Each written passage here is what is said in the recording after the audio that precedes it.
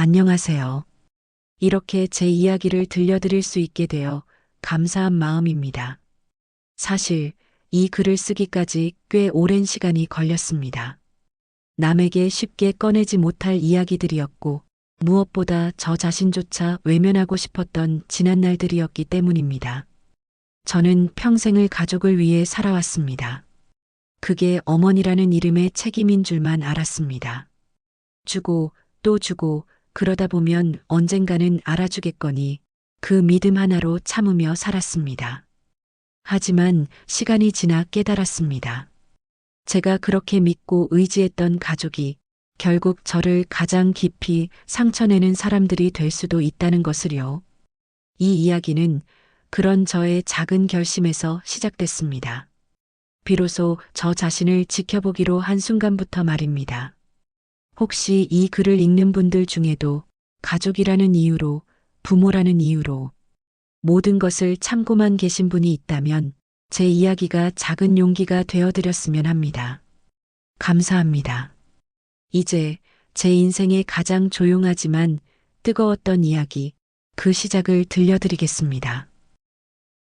사실 이 이야기를 하기까지 마음이 많이 무거웠습니다. 그 집은 단순히 제가 머물던 공간이 아니라 제 인생 그 자체였기 때문입니다. 남편과 함께 첫삽을 뜨고 벽돌 하나하나를 손수 골라가며 지은 집. 마당 한쪽에는 직접 심은 감나무가 해마다 주렁주렁 열매를 맺었고 거실에는 손수 바느질한 커튼이 아직도 걸려 있었습니다. 그 집에서 남편을 보내고 아들을 키우고 손자를 안았습니다. 그런 집에서 제가 나가야 한다고요? 그날도 별일 없이 아침 설거지를 마치고 마당의 화분에 물을 주고 있었습니다. 문득 대문 쪽에서 인기척이 나서 고개를 드니 아들 성민이 며느리 지은과 함께 서 있었습니다. 어머, 웬일이냐? 둘이 같이 오긴 처음이네. 밥은 먹고 왔냐? 제가 반갑게 맞았지만 두 사람의 표정은 묘하게 굳어 있었습니다. 지은이는 웃지도 않고 들어서자마자 바로 소파에 앉더니 종이 한 뭉치를 내밀었습니다. 어머니, 요즘 뉴스 보셨죠? 여기가 재개발 들어간대요. 곧 철거해요. 응? 재개발? 네. 그래서 말인데요.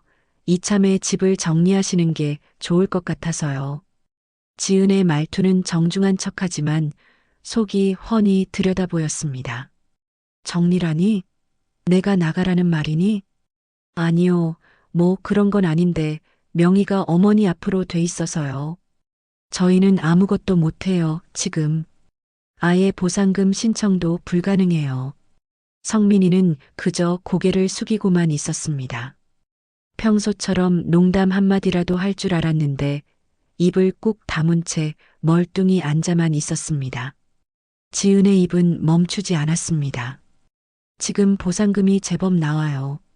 근데 명예 때문에 저희는 한 푼도 못 받게 생겼다니까요. 어머니는 연세도 있으시고 이제 혼자 사시니까 이 집 너무 넓고 불편하시잖아요. 이참에 보상금 받고 작은 데로 옮기시는 게 훨씬 나아요. 어차피 혼자 계신데 뭐하러 이렇게 큰 데서 지내세요? 그 말을 듣는 순간 제 가슴 한가운데 뭔가가 쿵 하고 떨어지는 느낌이 들었습니다.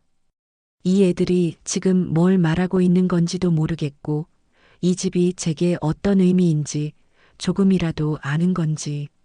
이 집은 내 아버지랑 내가 같이 지은 집이다.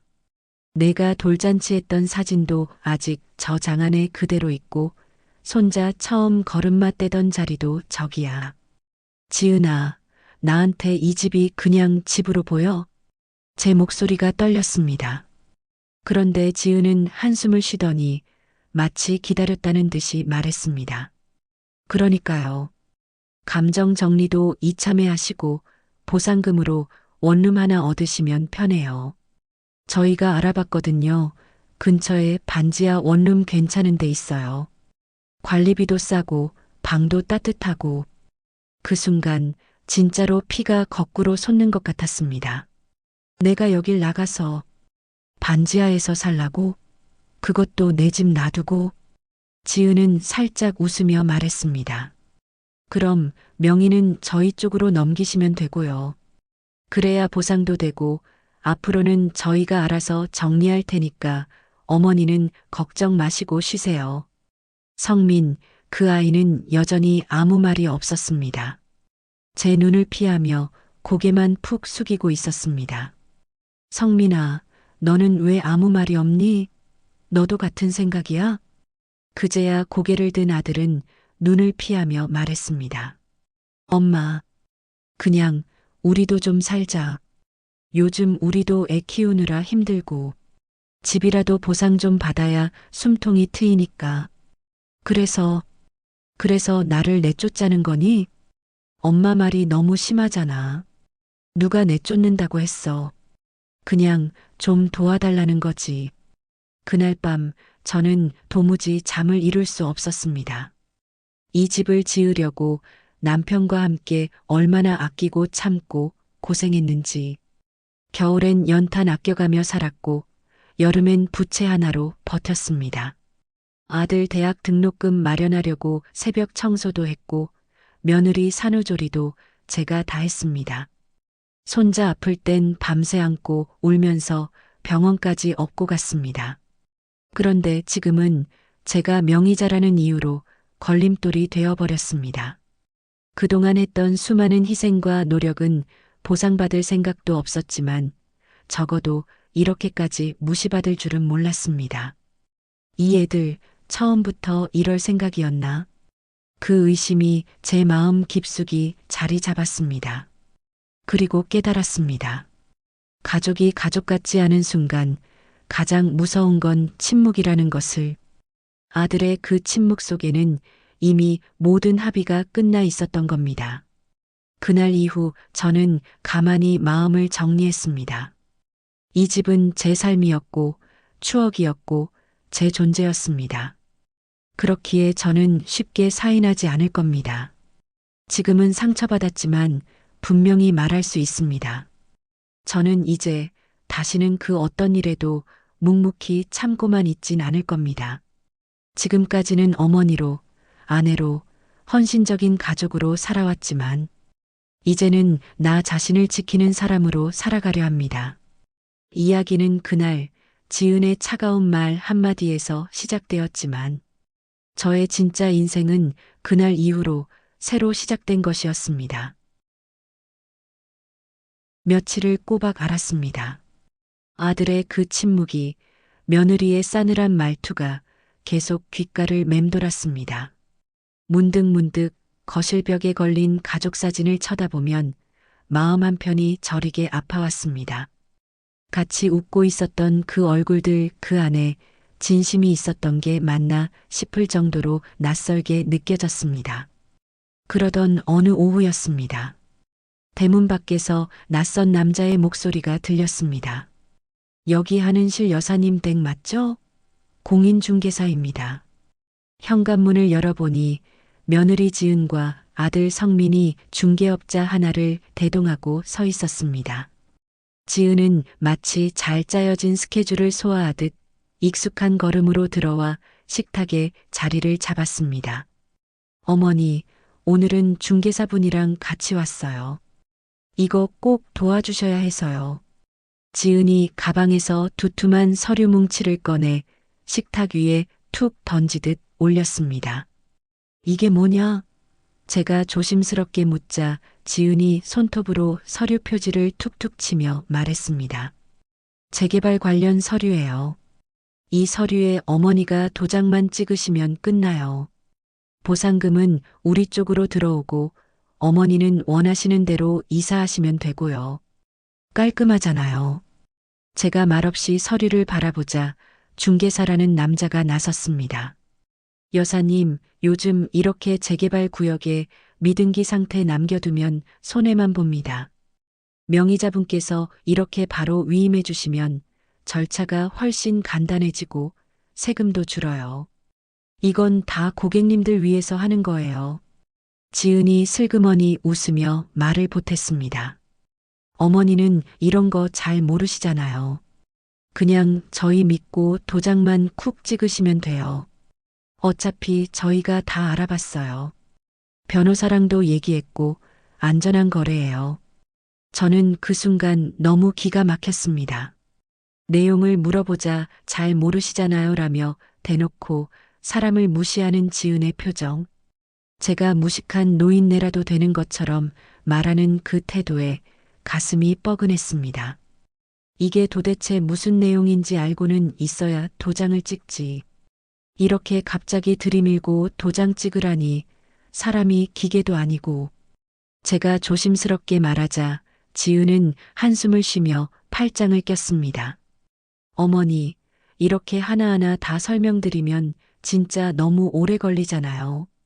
그래서 저희가 이분 모셔온 거고 어차피 저희가 받을 돈인데 명의만 어머니 앞으로 돼 있는 거라니까요. 서류에 도장 찍는 거 하나로 다 해결되는데 왜 이렇게 비협조적이세요? 비협조적이라 저는 입술을 꾹 깨물었습니다. 아들은 여전히 말이 없었습니다. 눈만 피한 채 손톱을 뜯고 있더군요. 그 손끝이 얼마나 부끄러운 짓을 저지르고 있는지 그 자신은 알고나 있는 걸까요?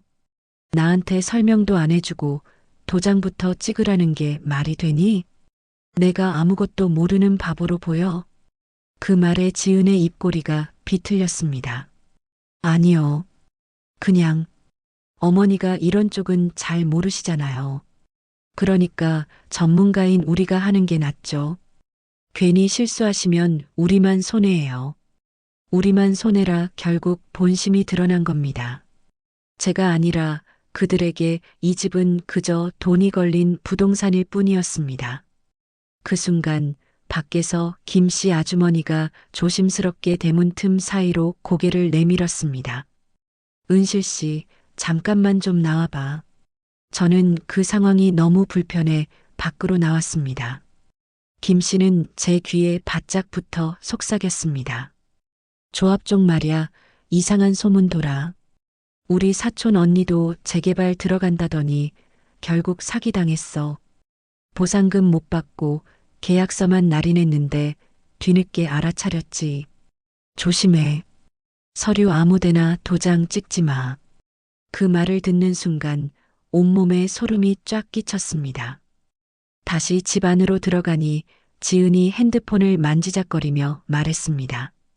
어머니, 지금이라도 도장만 딱 찍으시면 저희가 이사비도 챙겨드릴 수 있어요. 나중에 후회하지 마시고요. 저는 숨을 고르고 고개를 저었습니다. 도장 못 찍겠구나. 미안하다. 지은의 표정이 일그러졌습니다.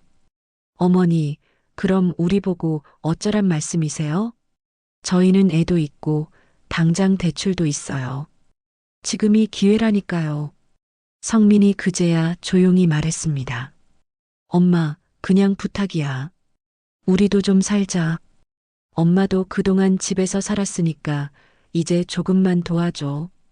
도와주라고? 이 집을 넘기는 게 도와주는 거니? 그게 도와주는 거야, 성민아? 제가 그렇게 말하자 성민은 아무 대답도 못했습니다. 그날 밤 저는 도장 찍지 않은 제 자신을 다행이라 여겼습니다. 무식하게 보였을지 몰라도 속은 그렇게까지 빈 사람은 아니었습니다. 그리고 다시 한번 깨달았습니다. 사람은 말보다 태도가 더 잔인하다는 것을요. 그들이 내미는 서류 한 장이 나를 사람 아닌 것으로 만드는 순간이었습니다. 그날 이후로 전화가 하루도 끊이질 않았습니다.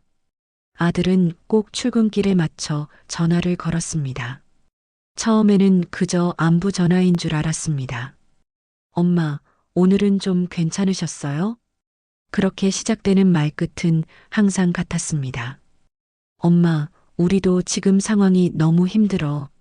아파트 대출도 그렇고 지은이 병원비도 계속 나가고 엄마가 그냥 도장 하나만 찍어주시면 이 모든 게 다 정리되는 일이야.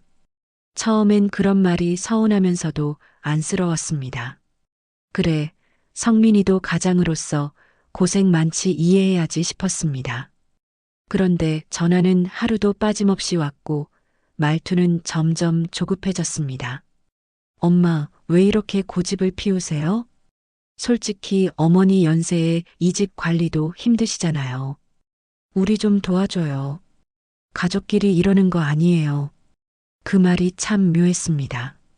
가족끼리 이러는 거 아니라면서 그 도와달라는 말이 결국은 집을 넘기라는 말이었으니까요. 며칠 후 며느리 지은이가 혼자 찾아왔습니다. 말도 없이 열쇠로 현관문을 열고 들어오더니 거실을 이리저리 둘러봤습니다. 어머니, 아직도 짐 하나도 안 싸셨어요? 이러다 일정 다 밀려요. 이제 진짜 시간 없어요. 저는 조용히 말했습니다. 지은아, 아직 결정 안 했단다. 이게 얼마나 큰일인지 너도 알지 않니? 지은은 팔짱을 끼고 한숨을 내쉬며 말했습니다. 어머니, 아버지 돌아가신 지도 벌써 몇 년인데 이 넓은 집 혼자 사시는 게 뭐가 좋아요? 위험하기만 하지. 계단도 많고 밤엔 무섭고 이참에 작고 따뜻한 데로 옮기세요. 그 말이 꼭 집이 아닌 사람을 치우자는 말처럼 들렸습니다. 무엇보다 지은의 손에는 이미 준비된 전단지와 계약서가 들려 있었습니다. 여기요, 이 근처에 반지하 원룸이에요. 새로 리모델링한 곳이라 깨끗하고 창문도 있어요. 햇빛도 잘 들어오고 버스 정류장도 가까워요. 반지하? 네, 반지하긴 하지만 괜찮아요. 어머니 연금으로도 충분히 월세 내시고 남아요. 이런 데서 조용히 지내시는 게 훨씬 낫죠. 이 집은 저희가 알아서 할 테니까요. 저는 그제야 깨달았습니다. 얘네는 진심이 아니구나. 정말로 내가 여기서 나가길 바라는구나. 그저 걸림돌일 뿐이구나. 며칠 뒤 아들 성민도 다시 찾아왔습니다. 지은과 함께였고 이번엔 대놓고 이삿짐 박스까지 들고 왔습니다. 엄마, 이건 도와드리려는 거예요. 우리가 할게요. 옷은 이쪽에, 책은 저쪽에. 이삿짐 센터 부르기엔 돈 아깝잖아요. 우리 손으로 해드리는 게 도리죠. 그러고는 제가 아끼던 찻잔이며 손수 정리한 장식품들까지 마구 박스에 담기 시작했습니다. 이건 깨질 수 있으니까 신문지에 싸요. 지은은 그걸 입꼬리 한쪽만 올린 채 말했습니다. 저는 소리쳤습니다. 그만해. 너희들 지금 뭐 하는 거니? 성민이 고개를 돌리며 말했습니다. 엄마, 왜 이렇게 감정적으로 나와요? 우리도 살자고 그러는 건데. 엄마가 이렇게 안 도와주면 진짜 힘들다고. 이거 우리 인생이 달린 문제야. 그 말에 저는 주저앉고 말았습니다. 가슴이 콱 막힌다는 게 이런 거구나 싶었습니다. 우리도 살자고라는 말이 왜 이리 잔인하게 들리는 걸까요? 그럼 나는요? 나는 지금껏 살지 않았나요? 결국 그날 밤 저는 짐을 싸기 시작했습니다. 울면서, 정말 울면서 손끝으로 옷을 개켰습니다. 남편 유품도 하나하나 천으로 감쌌습니다. 무겁진 않았습니다. 그런데도 다리에 힘이 빠져 자꾸 주저앉았습니다. 자존심이, 기억이 다 내려앉은 기분이었습니다. 다음 날 성민과 지은은 짐차를 불렀습니다. 반지하 원룸. 좁은 골목길을 돌아 들어간 그곳은 습기 냄새가 났습니다. 지은은 웃으며 말했습니다. 보세요. 생각보다 괜찮죠? 햇빛도 들어오고 옆집 아주머니도 혼자 사세요. 편하실 거예요. 연금으로 생활비도 충분하고요. 저는 아무 말 없이 고개를 끄덕였습니다. 그래야 이 순간이 빨리 지나갈 것 같았습니다. 집으로 돌아가려던 성민이 현관 앞에서 말했습니다. 엄마, 나중에 필요하신 거 있으면 말해요. 어쨌든 우린 가족이니까. 그 말이 정말 가소로웠습니다. 가족이라면서 나를 내쫓은 그 입으로 가족을 말하다니요. 문이 닫히고 방 안에 홀로 서 있으니 텅 빈 벽과 낮은 천장이 저를 누르는 듯 했습니다. 그날 밤 저는 그 집에서 처음 잠을 자려 했습니다. 그러나 아무리 눈을 감아도 잠이 오지 않았습니다. 마치 내 인생에서 뭔가를 도려낸 자리에 멍이 든 것 같았습니다. 그리고 그 새벽 저는 처음으로 다시 일어서야겠다는 생각을 했습니다. 그냥 이렇게 주저앉고 있을 순 없었습니다. 이대로 무너질 수는 없었습니다. 이젠 저를 위해 살아야겠다는 다짐이 그 새벽의 조용한 어둠 속에서 처음 움트기 시작했습니다. 그 반지하 방에 들어간 뒤로 저는 잠을 제대로 이룬 적이 없습니다. 창문을 닫아도 틈으로 들어오는 습기 냄새, 새벽마다 들려오는 위층 발자국 소리, 그리고 무엇보다 제 마음속에서 들려오는 말들 때문입니다. 그 집, 내가 지은 건데 내가 왜 나와야 했을까? 지은이는 거의 매일같이 전화를 걸어왔습니다. 어머니, 그 서류 아직도 안 보셨어요? 변호사분이 기다리고 계시다니까요. 어머니만 도장 찍으시면 우리도 정리되니까요. 그냥 믿고 하세요. 아들이 아닌 며느리만 계속 연락을 했습니다. 성민이는 어쩐 일인지 잠잠했습니다. 아니, 어쩌면 일부러 잠잠한 척하는 것일 수도 있겠지요. 그동안 아무 말 없이 지은이에게 다 맡긴 거 보면요. 하루는 지은이가 반지하 방까지 찾아왔습니다. 좁은 방 안에 들어오자마자 코를 찡그리더니 바닥에 앉지도 않고 말했습니다. 계속 이렇게 사실 거예요? 솔직히 저희 입장도 좀 생각해 주세요.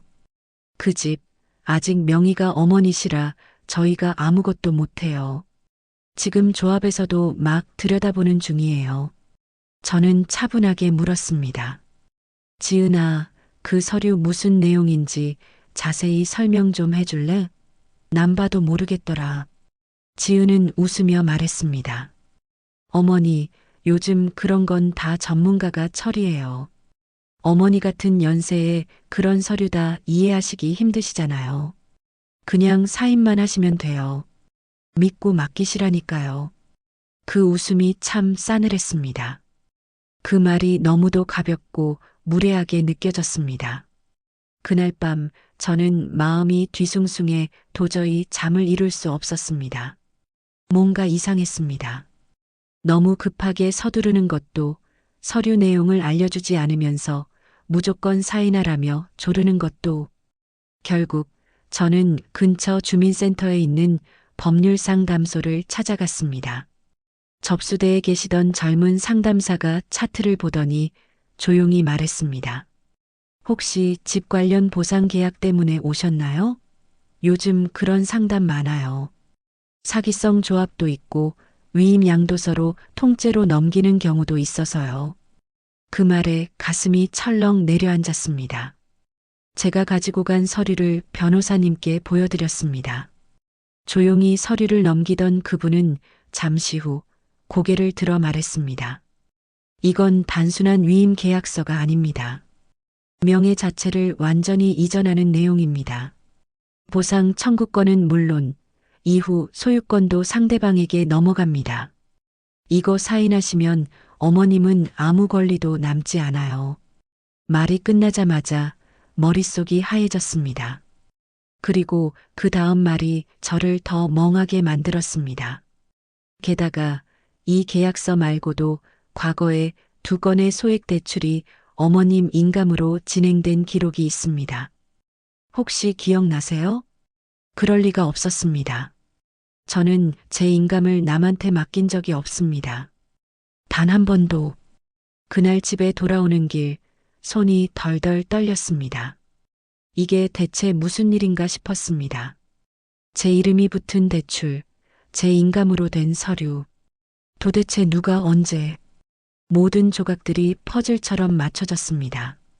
지은이가, 성민이가 예전에도 서류를 가져와 도장만 찍어달라고 했던 적이 있었지요.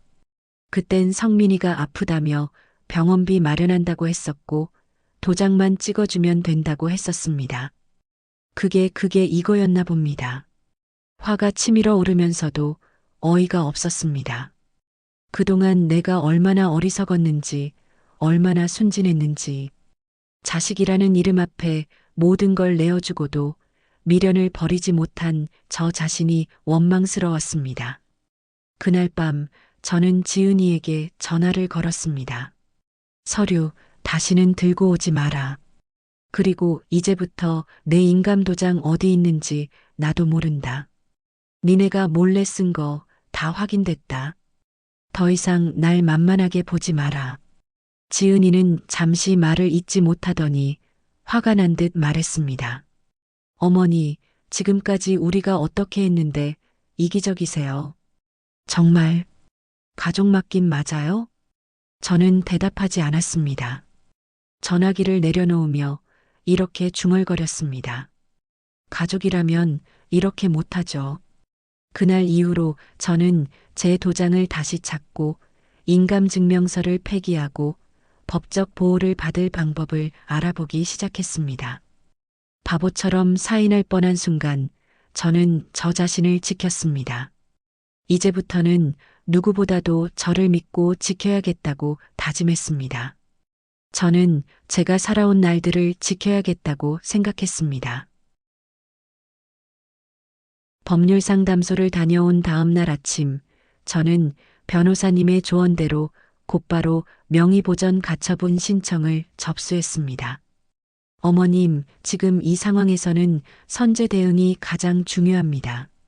진명의 보전을 확실히 해두셔야 향후 사기 피해를 막을 수 있습니다. 그 말이 제 가슴을 쳤습니다. 누가 봐도 가족이라는 사람들이 저를 등쳐먹으려던 현실이 그렇게 서류 한 장으로 다 드러났습니다. 저는 제 이름으로 접수된 신청서를 보며 다짐했습니다. 더는 속지 않겠다고요. 며칠 후 아들 성민이 전화를 해왔습니다. 목소리는 평소와 달리 날카로웠습니다. 엄마 무슨 짓 한 거야? 변호사 통해서 알았어. 이게 말이 돼? 우리가 사기꾼이야? 저는 그냥 제 권리를 지킨 것뿐이다. 가족끼리 이럴 수 있어? 우리가 엄마한테 얼마나 잘했는데 이렇게 뒤통수를 쳐? 그 말에 웃음이 나올 뻔했습니다. 잘했다고요? 반지하에 저를 내던지듯 밀어넣고 보상금 받을 생각에 눈이 뒤집힌 사람들이 무슨 가족입니까? 저는 차분히 말했습니다. 잘했다는 건 내 입장이고 나는 그동안 무시당하고 억울한 마음뿐이었다. 그날 밤 며느리 지은이까지 전화를 걸어왔습니다. 어머니 진짜 실망이에요. 그깟 돈 때문에 이럴 줄은 몰랐어요. 그렇게 고지식하게 사시더니 결국엔 돈맛에 눈 돌아가신 거예요? 그 순간 제 속이 부글부글 끓었습니다. 하지만 저는 더 이상 감정적으로 대꾸하지 않았습니다. 저는 그날 이후로 둘과의 연락을 모두 끊었습니다. 가처분 신청이 받아들여졌고 결국 보상금은 제 명의로 정식 지급 대상이 되었습니다. 공무원이 집으로 와서 공식 통보문을 전달해 줄 때 저는 그 종이를 가만히 쓰다듬었습니다.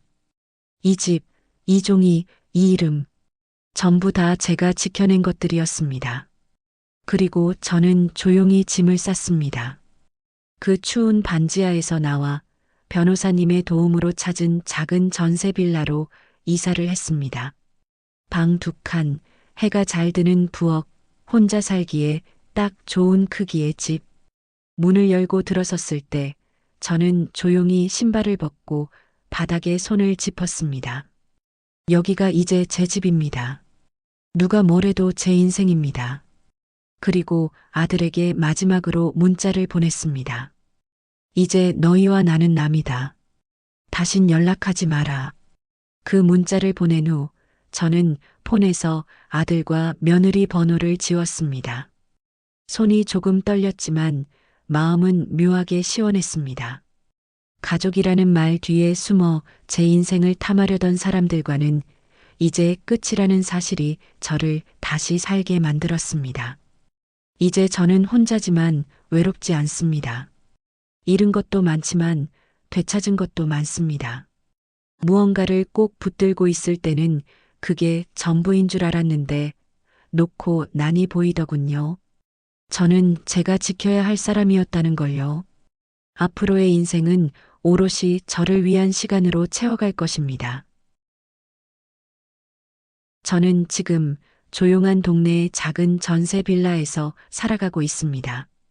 방 2개, 햇살 잘 드는 거실 하나, 주방은 좁지만 따뜻한 기운이 도는 집입니다. 새벽이면 마당 대신 창문 앞 화분에 물을 주고 오전엔 스트레칭을 하며 하루를 엽니다. 누가 보면 한가한 노년이라 할지 모르겠지만 저는 이제야 제 인생을 살아가는 느낌이 듭니다. 며칠 전엔 근처 복지관에서 요가 교실을 시작했습니다. 처음엔 몸이 굳어 엎드리는 것도 힘들었지만 그래도 재미있습니다. 같이 웃는 할머니들 속에서 저도 덩달아 웃게 되고 샤워 후 돌아오는 길에 햇살을 받으면 뭔가 참 이상하게 마음이 평온해집니다. 사람 마음이라는 게 참 단순하기도 하다는 걸 요즘 새삼 느낍니다. 하루는 작은 화방에 들렀습니다. 얼마 전 TV에서 본 실버 취미로 수채화가 좋다고 해서 따라 해보고 싶었습니다. 붓도 물감도 오랜만이라 손끝이 서툴렀지만 하얀 종이에 제가 좋아하는 감나무를 그려보았습니다. 남편이 생전에 그렇게 아꼈던 감나무였지요. 그림을 그리며 괜스레 그 사람 생각이 났습니다. 오후엔 도서관에 자원봉사를 나가기로 했습니다. 책 정리하며 조용히 보내는 시간이 좋습니다. 나이 든 사람들이 참 괜찮은 게 누가 시켜서가 아니라 그저 마음이 움직이니 하는 일이라는 점입니다. 예전엔 나는 뭘 해봤나 싶었는데 이젠 조금씩 해보려 합니다. 그날도 도서관에서 돌아와 밥을 했습니다. 생선 한 토막, 나물 2-3가지, 된장국. 대충 차려 먹던 때와 달리 요즘은 반찬 하나도 천천히 정성 들여 만듭니다. 처음으로 저만을 위한 밥상을 차려보았습니다. 고요한 식탁 위에서 괜찮다며 제 자신을 다독이며 밥을 먹었습니다. 그날은 달력을 넘기다 한켠에 손글씨로 적어둔 날짜를 보고 잠시 멈칫했습니다. 예전에 손자 준호 생일이라고 메모해 두었던 날이었습니다. 한참을 달력만 바라보다가 그냥 조용히 넘겨버렸습니다. 연락처도 사진도 다 지운 지 오래인데 기억이란 게 참 묘합니다. 잊으려 해도 어딘가 남아있는 게 마음을 자꾸 흔들어 놓습니다. 그 순간 조금 흔들렸지만 그뿐이었습니다. 이제는 연락을 기다릴 이유도 받아들일 마음도 없습니다. 조용히 차려놓은 저녁 밥상을 마주한 채 저는 혼잣말처럼 중얼거렸습니다. 그래, 오늘도 잘 지냈다. 그걸로 충분하지. 그날 밤 창밖을 한참 바라봤습니다. 아파트 불빛들이 반짝였고 그 속 어딘가에 내 아들이, 며느리가, 손주가 살고 있겠지 싶었습니다. 하지만 저는 더는 그 사람들을 기다리지 않기로 했습니다. 저는 더 이상 기대하지 않기로 했습니다. 애써 모른 척하는 아들과 비웃기 바빴던 며느리, 그리고 그 사이에서 아무 말도 못했던 손주까지. 그 모든 걸 이제는 놓아주기로 했습니다. 저는 제가 너무 오랫동안 누군가의 엄마로만 살아왔다는 걸 알게 되었습니다. 이 이야기를 계속 이어가기까지 제 마음속에선 또 한 번의 싸움이 있었던 것 같습니다. 전세 빌라에 이사 온 지 2달쯤 되었을 무렵이었습니다. 오전 요가 수업을 마치고 돌아와 평소처럼 점심 준비를 하려던 찰나였습니다. 핸드폰이 울렸습니다. 번호는 저장돼 있지 않았지만 익숙한 번호였습니다. 잠시 망설이다가 전화를 받았습니다. 엄마 나야. 성민이었습니다. 순간 입안이 바짝 마르며 손이 덜덜 떨렸습니다. 숨도 쉬지 못한 채 듣고 있자니 그 뒤를 이어 지은이 목소리까지 들렸습니다. 어머니, 오해가 많으셨죠? 우리도 그땐 정신이 없어서 그런데요, 어머니. 혹시 도장 아직 갖고 계시죠? 저는 말없이 가만히 있었습니다. 대답도 하지 않았습니다. 다시 같이 사는 거 생각해보면 나쁘지 않잖아요. 어머니, 혼자 계신 거 힘드시지 않으세요? 그냥 도장만 다시 좀 찍어주세요. 그럼 보상금이든 뭐든 다 드릴게요. 어머니가 원하시는 만큼. 그 순간 저는 핸드폰을 조용히 끊었습니다. 전처럼 울지도 분노하지도 않았습니다. 그저 허탈했습니다. 왜 이제 와서 이러는 건지, 왜 사람 마음을 이렇게 헤아리지 못하는 건지. 그날 밤 저는 조용히 핸드폰 번호를 차단 목록에 올렸습니다. 다시는 받지 않을 겁니다. 그리고 다음 날 아침 남은 몇 개의 물건들을 정리해 쓰레기 봉투에 넣으며 책장 한쪽에 꽂혀 있던 사진첩 한 권을 꺼내 들었습니다. 언젠가 손주 준호가 할머니, 나 여기서 이만큼 컸어. 라며 웃던 사진이 눈에 들어왔습니다. 그때 저는 마음속으로 중얼거렸습니다. 이건 기억이니까 남겨두자. 그 아이에게 잘못은 없으니까. 며칠 뒤 근처 동네 커뮤니티 카페에서 작은 소란이 있었습니다. 복지관 요가반에 같이 다니는 박 여사가 저를 붙들고 물었습니다. 어머, 한 선생님, 여기 이 기사 보셨어요? 이 할머니 혹시 선생님 아니에요? 스마트폰 화면엔 이렇게 써 있었습니다. 고령 여성, 재개발 조합 사기 막아낸 사연혼자, 법적 대응 성공. 기사 속 인물은 제 얼굴이 나오진 않았지만 저와 똑 닮은 이야기였습니다. 복지관 직원이 귀띔하길, 그때 제가 찾아갔던 상담 변호사가 기자에게 내용을 전했다고 했습니다. 동네 어르신들 사이에서 소문이 돌기 시작했습니다. 혼자서 법적으로 승리한 할머니가 있다더라. 사기꾼 조합에 넘어갈 뻔했다가 버티셨다더라. 도장 하나 안 찍고 끝까지 이긴 그 할머니가 여기 산대. 그 얘기를 들으면서도 저는 내색하지 않았습니다. 하지만 속으로는 알 수 없는 기운이 차올랐습니다. 어떤 뿌듯함, 어떤 단단함 같은 것이었습니다. 사실 저는 그 어떤 것도 원한 적이 없었습니다. 가족의 마음 함께 밥 먹는 저녁, 다정한 말 한마디면 충분했습니다. 그런데 그들은 저를 이용하고 조롱하고 버렸습니다. 지금은 그 대가를 치르고 있는 것이겠지요. 저는 이제 다시 뒤를 돌아보지 않기로 했습니다. 도장도 연락처도 마음도 모두 정리했습니다. 남은 시간은 저를 위해 쓰기로 결심했습니다. 그날 밤 거실 창 너머로 가로등 불빛이 은은히 비치고 있었습니다. 커튼을 살짝 걷으며 저는 속삭이듯 말했습니다. 이제 진짜 나로 살겠습니다. 그 말이 입 밖으로 나오는 순간 가슴 어딘가 깊은 곳에서 묶여있던 매듭 하나가 스르르 풀리는 기분이었습니다. 그리고 저는 그저 고요하게 웃었습니다. 이 이야기를 여기까지 이어온 건 제 안에 남아있던 마지막 끈 하나를 정리하기 위함이었습니다. 어느 맑은 날 오후였습니다. 마치 봄과 가을 사이 어디쯤 걸쳐 있는 듯한 바람이 불고 하늘엔 구름 한 점 없었습니다. 저는 그날 마지막으로 한 번만 그 집을 찾아가 보기로 했습니다. 처음엔 망설였습니다. 이미 다 지나간 일이었고 그 집도 이젠 제 손을 떠난 곳이었습니다. 하지만 마음 한켠에서 계속 찜찜한 무언가가 저를 잡아끌고 있었습니다.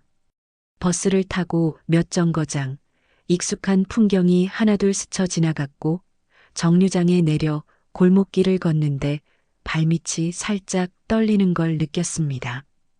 그 길, 제가 수십 년을 오가던 길이었습니다. 이웃 어르신들, 철물점, 분식집, 그리고 그 집 앞 슈퍼마켓까지. 집 앞에 다다랐을 땐 숨을 한 번 깊이 들이쉬었습니다. 집은 이미 철거가 시작된 상태였습니다. 대문은 사라졌고 마당은 폐자재들로 가득했고 벽의 절반은 허물어진 상태였습니다. 감나무는 여전히 서 있었지만 앙상한 가지들만이 흔들리고 있었습니다. 그 순간 제 눈앞에 환영처럼 스쳐 지나갔습니다.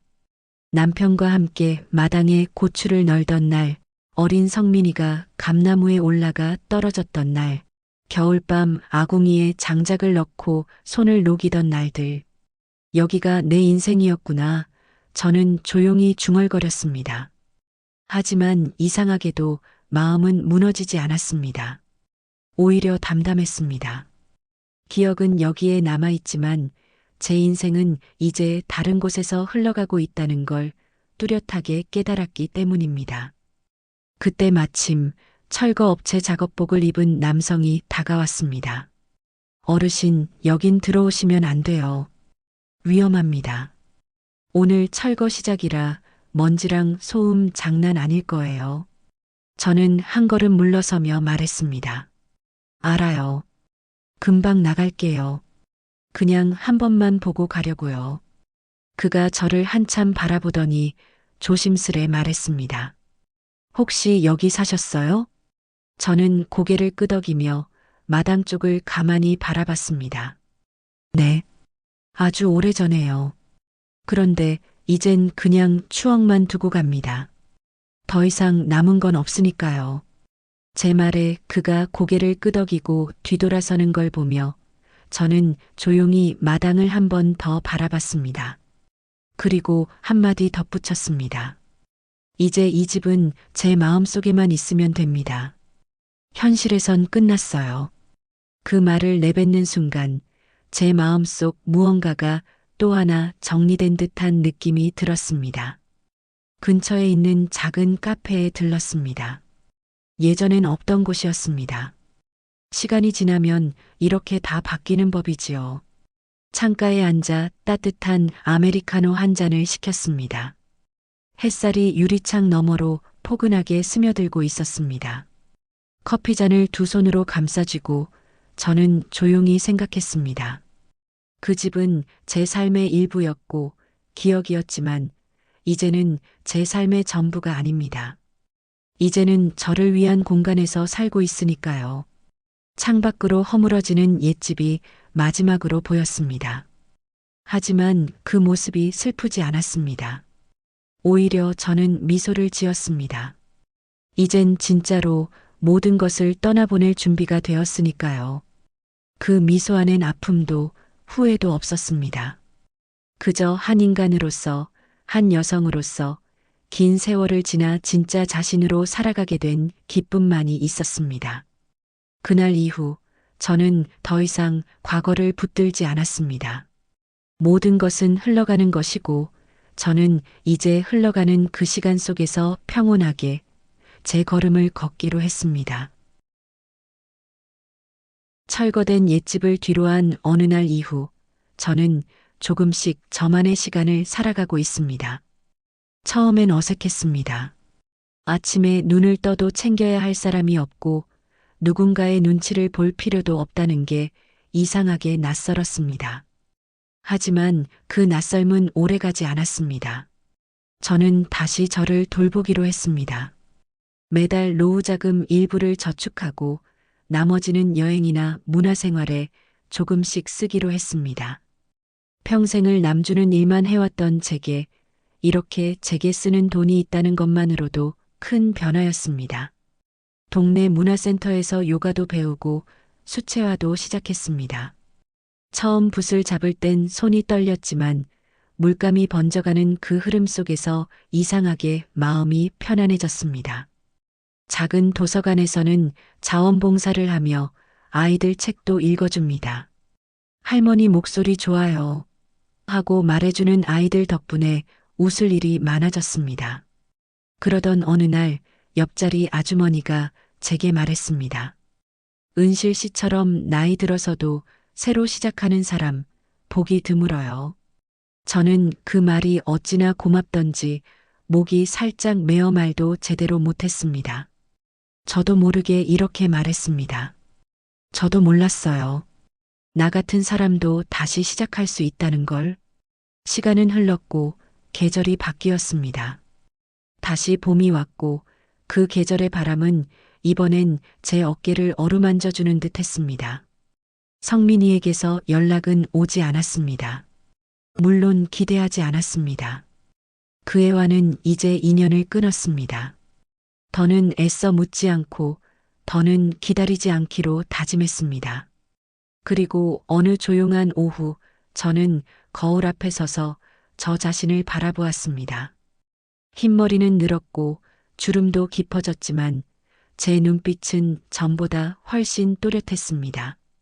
저는 속으로 조용히 말했습니다. 가족이 저를 버렸을 때 저는 저를 붙들었습니다. 그게 얼마나 다행인지 모릅니다.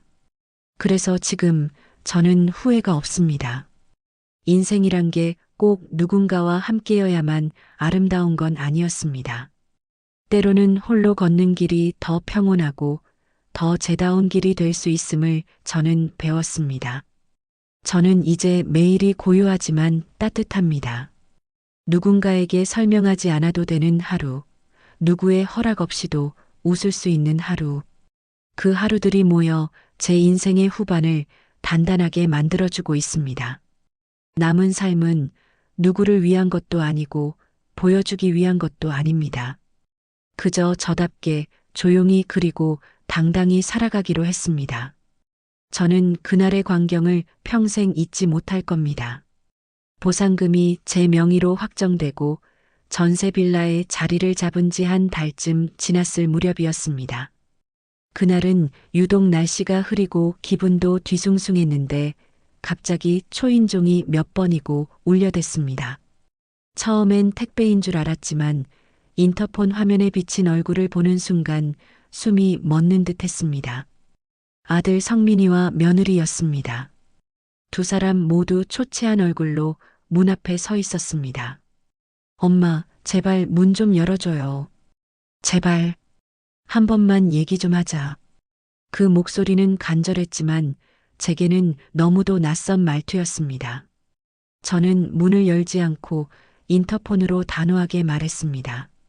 여기 왜 왔니? 성민은 한숨을 내쉬며 말했습니다. 그 계약서 말이에요, 그거. 다시 도장 좀 찍어줘요. 엄마가 보상금 넘겨주시면 우리 진짜 새 아파트 들어갈 수 있어요. 엄마도 모시고 살게요. 우리 진짜 잘해볼게요. 그 말에 저는 허탈하게 웃음이 나왔습니다. 함께 살자는 말이 예전에 엄마는 그냥 냄새만 풍기고 앉아 계시잖아요.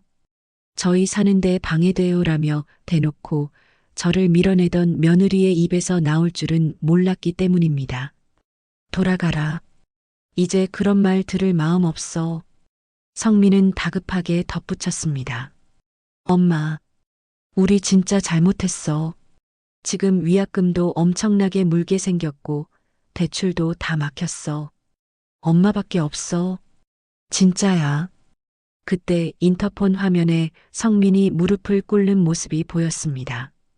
고개를 푹 숙이고 손으로 바닥을 짚은 채 울먹이던 모습.